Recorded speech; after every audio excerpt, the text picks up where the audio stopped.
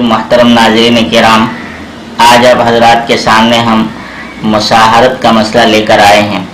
اس مسئلے سے متعلق انجینئر مرزا نے احناف پر ایک الزام لگایا ہے۔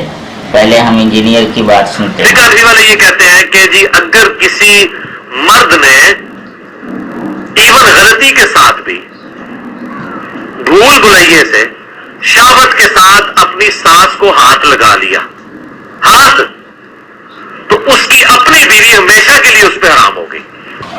تو انجینئر کے کہنے کا حاصل یہ ہے کہ یہ مسئلہ احناف کا ہے اور احناف نے قرآن و حدیث میں اسے انجیکٹ کیا ہے، یہ قرآن و حدیث میں موجود نہیں ہے۔ تو پہلے تو ہم اس بات کی تحقیق کر لیتے ہیں کہ کیا احناف ہی صرف اس بات کے قائل ہیں یا پھر اور بھی ائمہ ہیں۔ بعد ہو اس کے دلائل پر ہم گفتگو کریں گے۔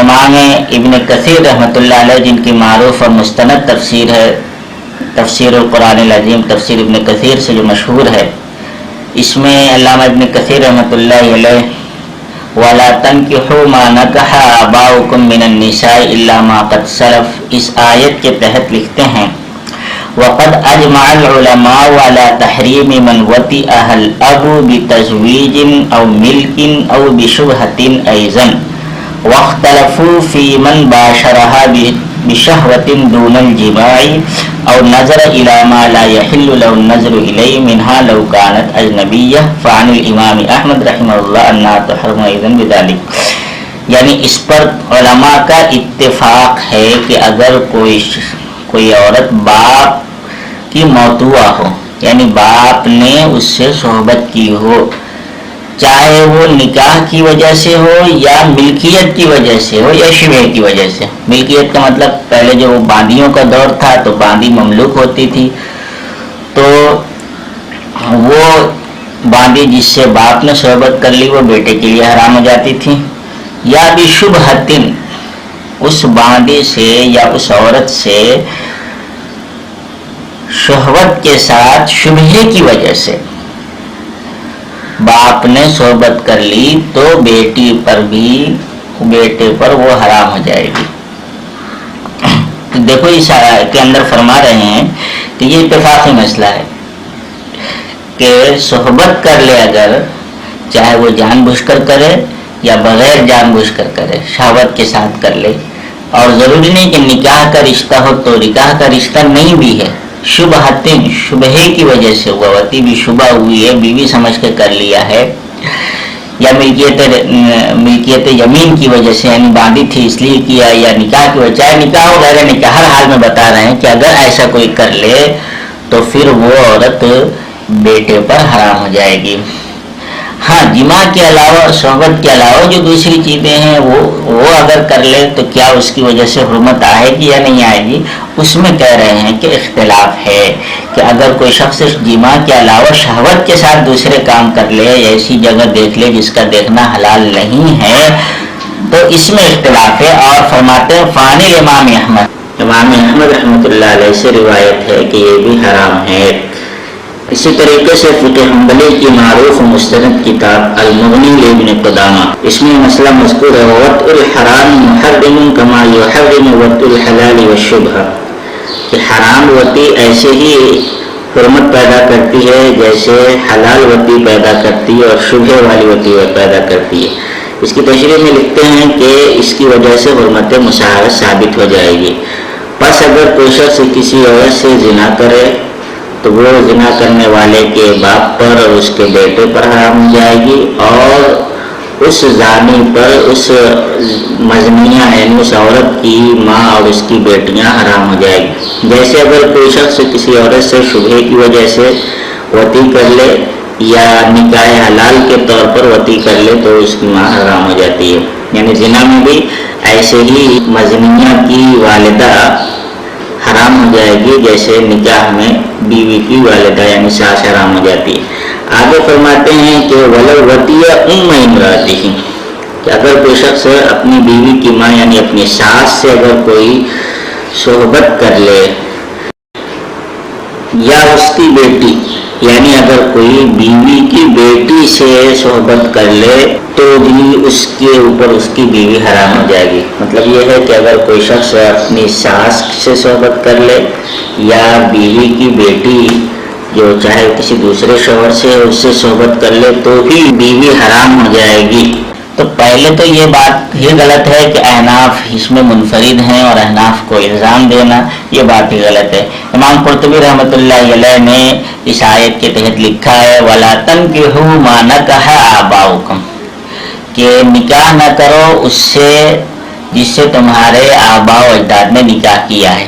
اب یہ نکاح کا لفظ جو عربی میں بولا جاتا ہے اس میں ایک عقد نکاح یعنی جو نکاح ہوتا ہے مجلس نکاح قائم ہوتی ہے جب وہ قبول ہوتا ہے اس پر بھی ہوتا ہے اور صحبت پر بھی نکاح کا لفظ بولا جاتا ہے. چنانچہ علامہ قرطبی فرماتے ہیں لِأَنَّ النِّكَاحَ يَقَعُ عَلَى الْجِمَاعِ وَالتَّزَوُّجِ کہ نکاح جماع پر بھی بولا جاتا ہے اور نکاح شادی کرنے پر بھی بولا جاتا ہے. تو اس آیت کا پھر ترجمہ ہوگا کہ جس سے تمہارے باپ نے نکاح کیا یا جس سے تمہارے باپ نے صحبت کر لی وہ تمہارے لیے حرام ہو جائے گی. تو یہ تو صحبت کا مسئلہ حل ہو گیا ہے. اب دوسری جو اور بھی دلائل ہیں ہم اس کی طرف رجوع کرتے ہیں. اس سلسلے میں صحابہ کے فتاوے بھی ہیں اور کچھ مرفوع روایات بھی ہیں.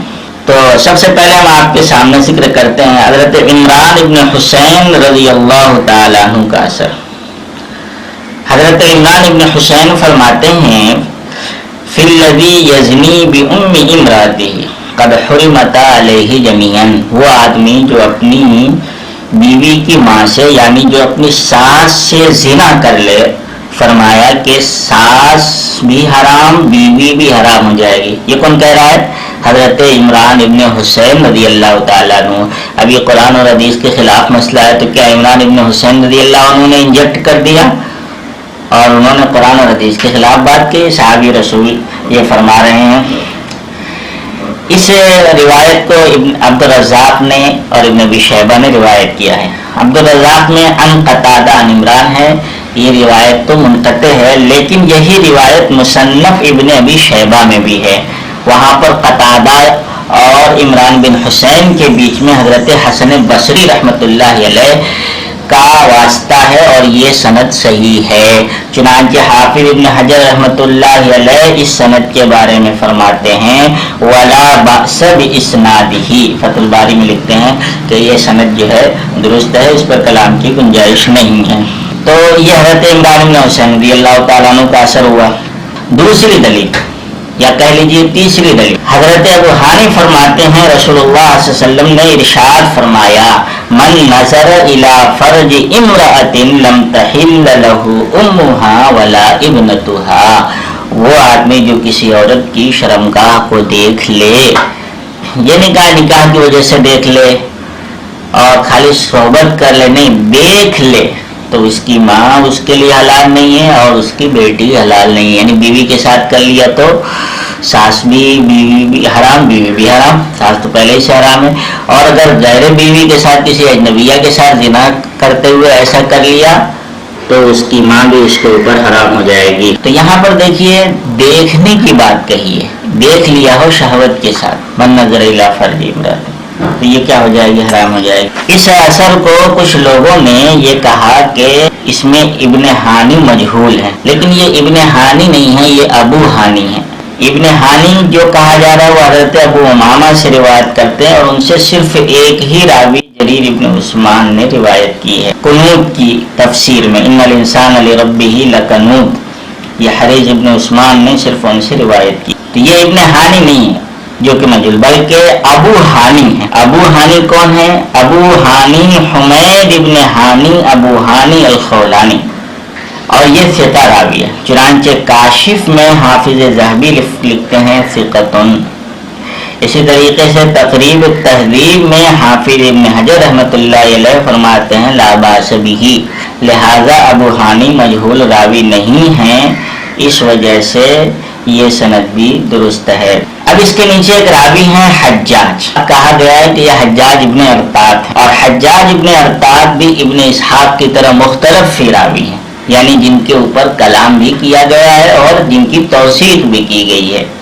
دونوں طرح کے اقوال ہے. یحییٰ بن سعید قطان فرماتے ہیں الحجاج ابن ارطاط و محمد ابن اسحاق عندی سوا. حجاج ابن ارطاط اور محمد ابن اسحاق میری نگاہ میں برابر ہیں. اور محمد ابن اسحاق کے بارے میں ہم پیچھے ویڈیو میں بتا چکے ہیں کہ یہ صحیح قول کے مطابق حسن الحدیث درجے کا راوی ہے. یعنی اس کے اوپر ایسا کلام نہیں ہے کہ جس کی وجہ سے اس کی روایت رد ہو جائے. اس کی روایت حسن درجے میں آتی ہے. حافظ ذہبی رحمۃ اللہ علیہ کی ایک کتاب ہے من تکلم فیہ وہو موثق، یعنی وہ روات جن پر کلام ہے جبکہ وہ ثقہ ہیں. اس کتاب کے اندر حافظ ذہبی رحمۃ اللہ علیہ نے ابن ارطاط کا بھی ذکر کیا ہے. دیکھیے اسکرین پر آپ کے سامنے اس کا اسکین. اس کے علاوہ علامہ ابن القیم رحمۃ اللہ علیہ نے وضاحت کے ساتھ لکھا ہے زاد المعاد کے اندر ایک روایت کے تحت جس میں یہ راوی آیا ہے. دیکھیے آپ کے سامنے فی الحجاج ابن ارطاط و حدیثہ لا ينزل عن درجۃ الحسن ما لم ينفرد بشیء یخالف الثقات، کہ وہ اس روایت میں حجاج ابن ارطاط ہے اور اس کی حدیث درجہ حسن سے نیچے کی نہیں ہوتی ہے. یعنی حجاج ابن ارطاط کی حدیث بھی حسن درجے کی ہوتی ہے، اس سے نیچے نہیں جاتی ہے. اسی طریقے سے علامہ حیثمی رحمۃ اللہ علیہ مجموع الزوائد میں لکھتے ہیں الحجاج فی الحجاج ابن ارطاط و حدیثہ حسن. حجاج ابن ارطاط کی حدیث حسن ہوتی ہے. تو بہرحال اس سے یہ معلوم ہوا کہ یہ حدیث بھی حسن درجے کی ہے. البتہ یہ کہا جائے گا کہ یہ روایت مرسل ہے، لیکن مرسل روایت جب اس کی تائید مسند روایت سے یا پھر صحابی کے قول سے ہو جائے تو پھر وہ مرسل روایت بھی قبول ہو جاتی ہے. ہم پیچھے ابن قیم کے حوالے سے بیان کر چکے ہیں کہ المرسل اذا اتصل به عمل وعزده قیاس او قول صحابی او کان مرسله معروفا باختیار الشیوخ ورغبته عن الروایت عن الضعفاء والمتروکین ونحو ذلك مما یقتضی قوة ومیل به، کہ مرسل روایت کے ساتھ اگر عمل آ جائے یعنی امت کا قرون اولیٰ میں اس پر عمل رہا ہو یا قیاس اس کی تائید میں ہو یا صحابی کا قول اس کی تائید میں. یہاں پر دیکھیے عمران بن حسین کا قول، اس کے علاوہ اور بھی اقوال ہیں جو ہم آگے ذکر کریں گے. صحابی کا قول اس کی تائید میں آ جائے یا اس سال کرنے والا ایسا شخص ہو جو منتخب کر کے اچھے شیوخ سے ارسال کرتا ہو، ضعفاء متروکین سے نہ کرتا ہو، تو پھر ایسی روایت بھی مضبوط ہو جاتی ہے، قابل عمل ہو جاتی ہے. اور اس مرسل روایت کی تائید میں عمران بن حسین رضی اللہ تعالیٰ عنہ کا قول ہے. اس کے علاوہ اور آگے کی دلیل حضرت عبداللہ ابن عباس رضی اللہ عنہ کا فتویٰ. یہ روایت الحجہ علی اہل المدینہ میں بھی ہے اور امام احمد رحمۃ اللہ علیہ کے خاص شاگرد ہیں حرب، انہوں نے بھی امام احمد کی سند سے یہ روایت ذکر کی ہے. حضرت عبداللہ ابن عباس رضی اللہ تعالیٰ عنہ کے پاس ایک شخص آیا اور آ کر کہا کہ میرے پاس یعنی میرے نکاح میں ایک خوبصورت عورت ہے اور جس سے میرے 7 بچے بھی ہو گئے اور وہ بچے بھی اچھے خاصے بڑے ہو گئے ہیں جو ہتھیار چلانے کے قابل ہو گئے ہیں. اور میں نے اس عورت کی ماں سے یعنی اپنی ساس کے ساتھ شہوت سے کچھ کھیل کود کر لیا ہے، کچھ مستی کر لی. تو حضرت ابن عباس نے پوچھا تمہارے پاس کتنا مال ہے؟ کہا 3 لاکھ. تو کہا کتنا مال دے کر اپنی بیوی کو چھوڑو گے؟ کہا پورا مال دے دوں گا. کہا قد حرمت علیک، وہ تمہاری بیوی تم پر حرام ہو گئی.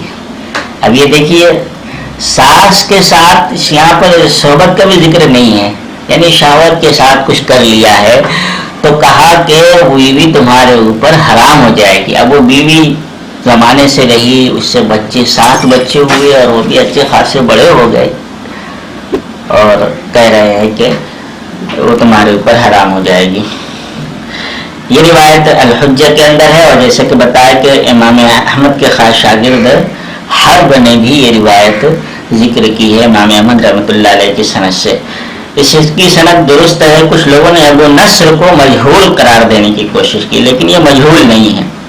ابو نصر کے بارے میں امام ابو زرع رحمۃ اللہ علیہ فرماتے ہیں ابو نصر الاسدی الذی یروی عن ابن عباس ثقۃ، کہ ابن عباس سے جو ابو نصر روایت کر رہے ہیں یہ ثقہ راوی ہیں، اس لیے یہ روایت بھی درست ہے۔ تو یہ حضرت عبداللہ ابن عباس رضی اللہ تعالیٰ عنہ کا فتویٰ ہو گیا۔ اس کے علاوہ ایک اور روایت ہے جو المدونہ الکبریٰ کے اندر ہے، یہ فقہ مالکی کی بڑی مستند کتاب ہے، اور اس میں ابن وہب روایت کر رہے ہیں، ابن وہب عن یحییٰ بن ایوب عن ابن جریج، کہ اللہ کے نبی علیہ السلام نے فرمایا اس شخص کے بارے میں جو کسی عورت سے چمٹی لے ہوئے، مطلب شہوت کے ساتھ اسے ہاتھ لگائے اور اس سے زیادہ نہ کرے، یعنی وضاحت ہے اس میں کہ اسے صحبت وغیرہ نہ کرے، تو فرمایا لا یتزوج ابنتہا، جس عورت کے ساتھ ایسا کر لے اس کی بیٹی سے وہ نکاح نہیں کر سکتا۔ ابن مسعود فرماتے ہیں کہ اذا قبلها فلا تحل له الابنة ابدا، جب کسی عورت کو جب بوسہ دے دے تو اس کی بیٹی اس کے اوپر حرام ہو جائے گی، یعنی وہ ساس کی طرح ہو جائے گی، حرام ہو جائے گی۔ یہ روایت ابن وہب کی جو ہے ابن جریج سے مرسلن روایت ہے، اور مرسل روایت کے بارے میں ہم ابھی ابن قیم کا قول ذکر کر چکے ہیں کہ اس کی تائید میں دوسری روایت ہو یا قیاس ہو یا قول صحابی تو پھر وہ مرسل روایت قابل قبول ہو جاتی ہے۔ تو یہ ہوئے ہمارے دلائل، جن میں حضرت عبداللہ ابن مسعود کا فتویٰ آیا، عمران ابن حسین کا آیا، حضرت عبداللہ ابن عباس کا آیا، اور دو مرسل روایتیں اور قرآن مجید کی آیت۔ ان کی بنیاد پر احناف کہتے ہیں کہ زنا اور اس کے اخوات کی وجہ سے بھی مشاہرت کے رشتے قائم ہو جاتے ہیں۔ اب یہ احناف کو طعنہ دینے والے بتائیں گے کہ کیا یہ صحابہ نے کیا قرآن میں انہوں نے یہ مسئلہ انجیکٹ کر دیا اور انہوں نے اپنی طرف سے یہ بات کہی؟ صحابہ کے دور میں اتنے بڑے بڑے صحابہ، عبداللہ ابن مسعود جیسے، عبداللہ ابن عباس، عمران ابن حسین جیسے صحابہ اس بات کے قائل رہے، اور تابعین میں بھی تابعین کی ایک بڑی جماعت بھی اس بات کی قائل رہی ہے۔ چنانچہ علامہ شعبی رحمۃ اللہ علیہ، یحییٰ ابن یعمر نے شعبی سے کہا کہ واللہ ما حرم حرام حلالا قط، کسی حرام نے کبھی کسی حلال کو حرام نہیں کیا، یعنی اگر کوئی اپنی بہو کے ساتھ صحبت کر لیتا ہے تو یہ حرام عمل ہے، اس کی وجہ سے ایک حلال عمل یعنی بہو بیٹے پر حرام نہیں ہوگی۔ یہ انہوں نے یحییٰ ابن یعمر نے علامہ شعبی کے سامنے بات رکھی، تو انہوں نے کہا نہیں ایسی بات نہیں ہے، اگر شراب کا ایک پیالہ لو اور کنویں میں ڈال دو تو وہ کنویں کا وہ پانی حرام ہو جائے گا۔ یعنی کیا ہوا؟ یعنی یہ جو تم کہہ رہے ہو کہ کبھی حرام چیز حلال کو حرام نہیں کرتی، تو دیکھ لو یہاں پر ایک شراب نے پورے کنویں کے پانی کو حرام کر دیا۔ آگے اسی میں ہے کہ حسن بصری رحمۃ اللہ علیہ بھی امام شعبی رحمۃ اللہ علیہ کے بات کے قائل تھے، ان کا بھی یہی مذہب تھا۔ اسی طریقے سے مدون حدیث، حدیث کی تدوین میں جن کا نام آتا ہے، یعنی امام زہری رحمۃ اللہ علیہ، جو امام بخاری کے اساتذہ کے استادوں میں آتے ہیں، بہت بڑی شخصیت ہے، وہ کہتے ہیں، ان سے مسئلہ پوچھا گیا، وہ آدمی جو کسی عورت کو بوسہ دے دے یا چھو دے تو کیا اس کی ماں سے صحبت کر سکتا ہے؟ اس کی ماں اس کے لیے حلال ہوگی؟ کہا نہیں، لا تحل لابیہ ولا لابنہ، کہ وہ عورت اپنے اس کے باپ کے لیے بھی حلال نہیں، اس کے بیٹے کے لیے بھی حلال نہیں۔ اسی طریقے سے عبداللہ ابن یزید کہتے ہیں، انہوں نے یہ مسئلہ ابن المسیب سے، ابو سلمہ سے، ابو بکر ابن عبد الرحمن اور عروہ ابن زبیر، یعنی یہ چار لوگوں سے پوچھا، اور چاروں اپنے وقت کے بڑے بڑے علماء مدینے کے فقہاء سبع میں شمار ہوتے ہیں، 7 بڑے بڑے فقہاء تابعین کے دور کے، ان سے یہی مسئلہ پوچھا کہ ایک آدمی کی جو کسی عورت کے ساتھ حرام کاری کا ارتکاب کر لے تو کیا وہ اس کی بیٹی سے شادی کر سکتا ہے؟ کہا کہ نہیں کر سکتا ہے۔ تو یہ اتنے بڑے بڑے فقہاء یہ بھی اس بات کے قائل ہیں کہ زنا اور دوسرے محرمات کی وجہ سے بھی مصاہرت کا رشتہ قائم ہو جاتا ہے۔ اس لیے احناف کو یہ الزام دینا کہ انہوں نے اپنی طرف سے یہ مسئلہ گڑھ لیا ہے اور قرآن و حدیث میں انجیکٹ کیا ہے، یہ کم علمی اور نادانی کی بات ہے۔